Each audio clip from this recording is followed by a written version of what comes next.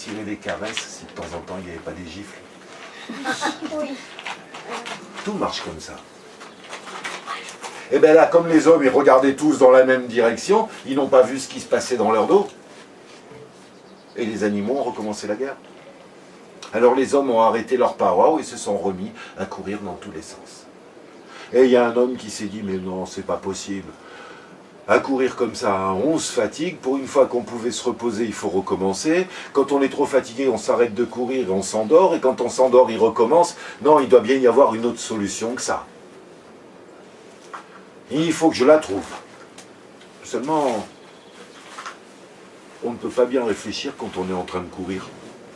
Il faut regarder où on met les pieds. Alors il s'est arrêté de courir. Et tant qu'à ne pas courir, autant s'asseoir. Alors il s'est assis. Et il s'est assis au bord d'une rivière. Vous avez déjà entendu le chant d'une rivière? Ça détend, ça calme. Et quand on est bien calme, on réfléchit bien. Et il a eu une idée. Hé! Je sais pas pour vous, mais moi j'en ai assez de courir. Alors à partir d'aujourd'hui, je ne cours plus, je reste là. Et vous voyez cette rivière? Le premier qui touche un poisson, je lui tire les oreilles. Il y a un autre homme qui s'est dit, voilà une bonne idée, ben moi je prends la forêt. Si vous touchez aux biches, je vous mets mon pied au derrière. Moi je prends la prairie et le premier qui touche au bison, je lui mets mon poing sur le nez. Vous m'entendez en bas? J'ai pris la montagne, le premier qui touche un chamois, je lui casse une branche sur la tête. C'est comme ça que les hommes se sont partagés la planète. Et il y a eu la paix entre les animaux. Seulement, comme ils s'étaient partagés la planète, ils n'étaient plus des gardiens. Ils étaient devenus des propriétaires. Et quand on est propriétaire, tout a deux faces, n'est-ce pas? On a toujours envie de ce qu'a le voisin. Tu te rappelles? Tu avais une Barbie avec une robe jaune et elle avait une avec la robe verte. C'est celle avec la robe verte que tu voulais. Hein?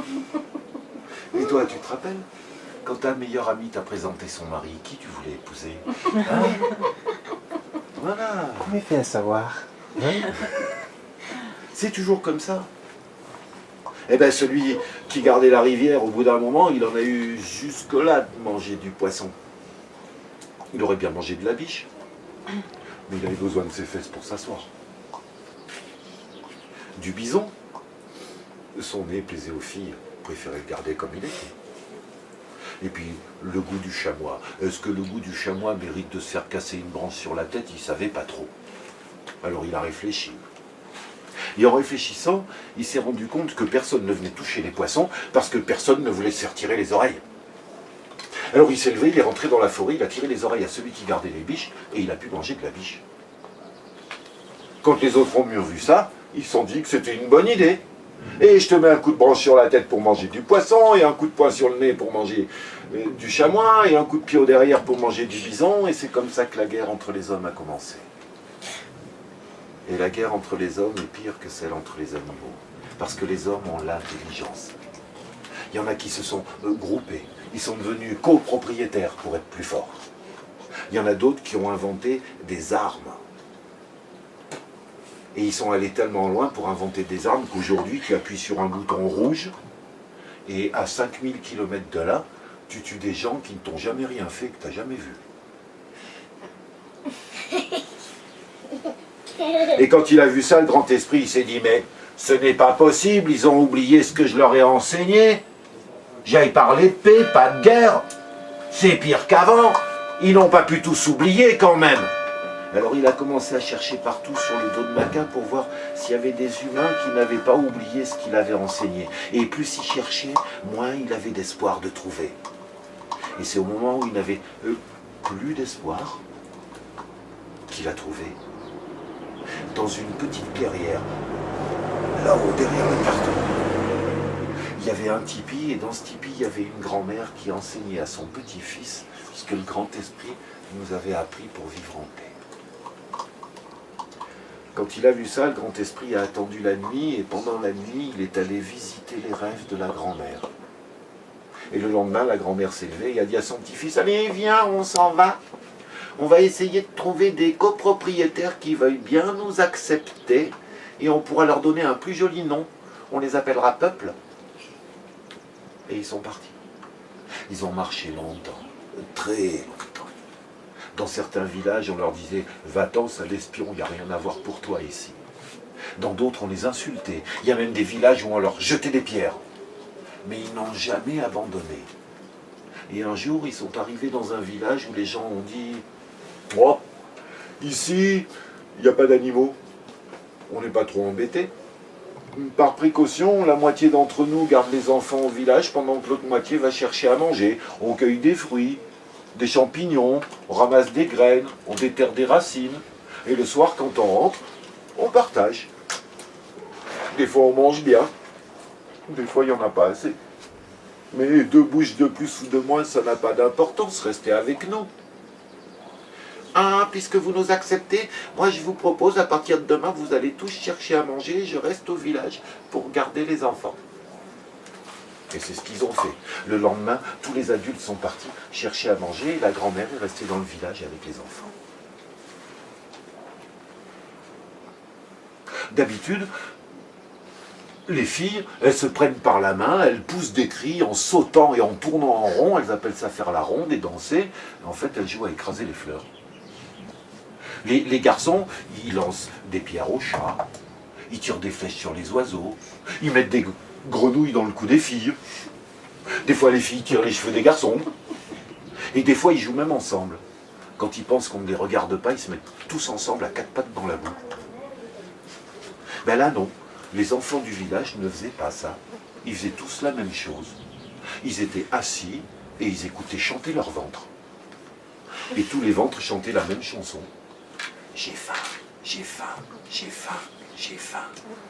La grand-mère a entendu la chanson. Alors devant son tipi, elle a allumé un feu.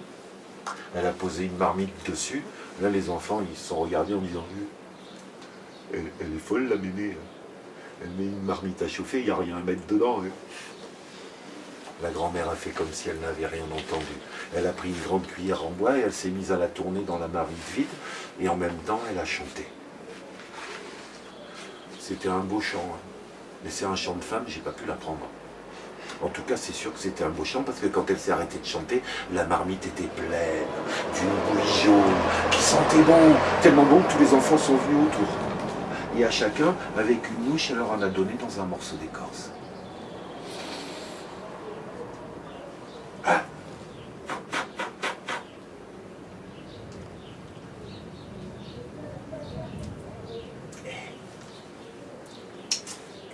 C'est sucré. Ça sentait bon et c'était sucré. Ils ont mangé, mangé, mangé. Ils ont vidé la marmite. Ils se sont retrouvés avec le ventre comme un ballon de foot.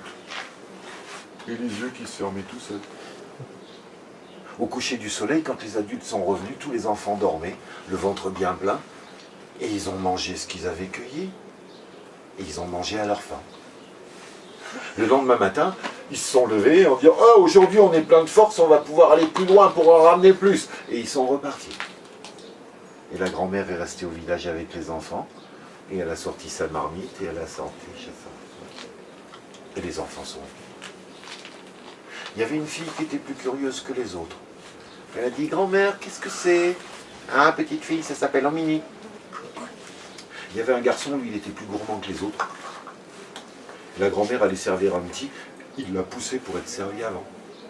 Et bien, ce qu'elle avait dans la bouche, au lieu que ça tombe dans le morceau d'écorce du petit, c'est tombé sur les pierres du feu, ça a fait pshhh, et au midi, il est devenu tout sec. Ça n'a pas arrêté le gourmand. C'était tellement bon qu'il a fait goûter à tout le monde.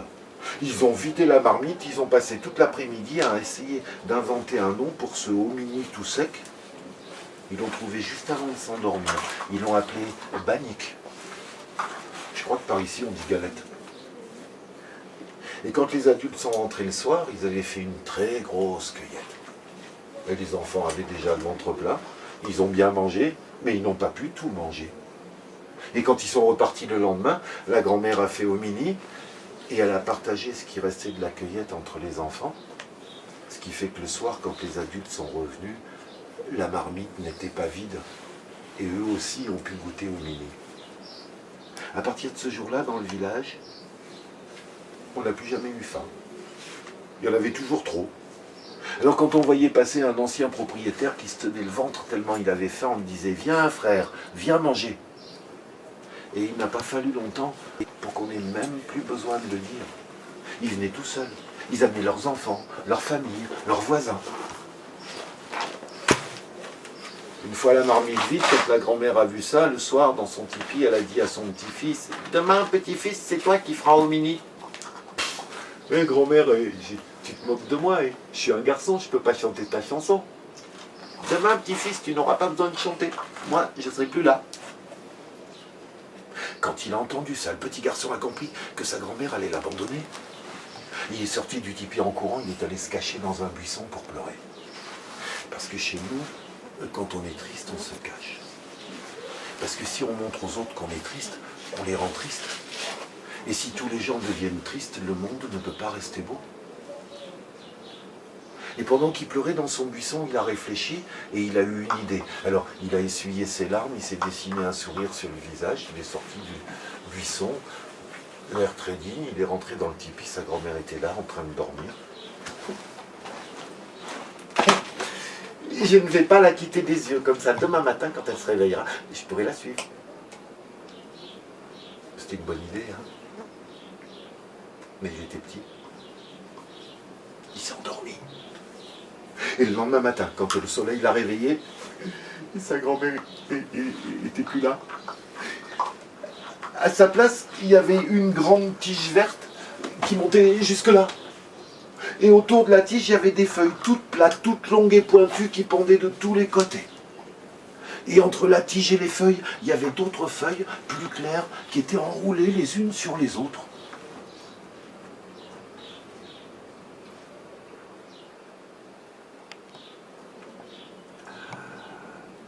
Dedans, il y avait des grains jaunes qui étaient posés en cercle, avec un deuxième cercle sur le premier, un troisième sur le deuxième.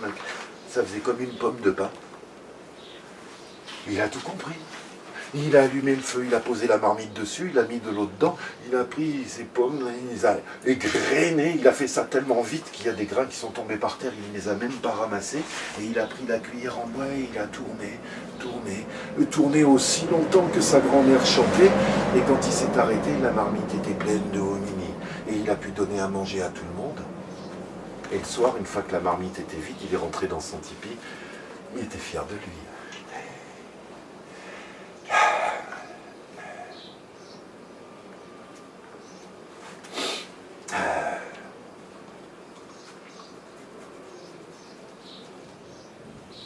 Mais comment je vais faire demain?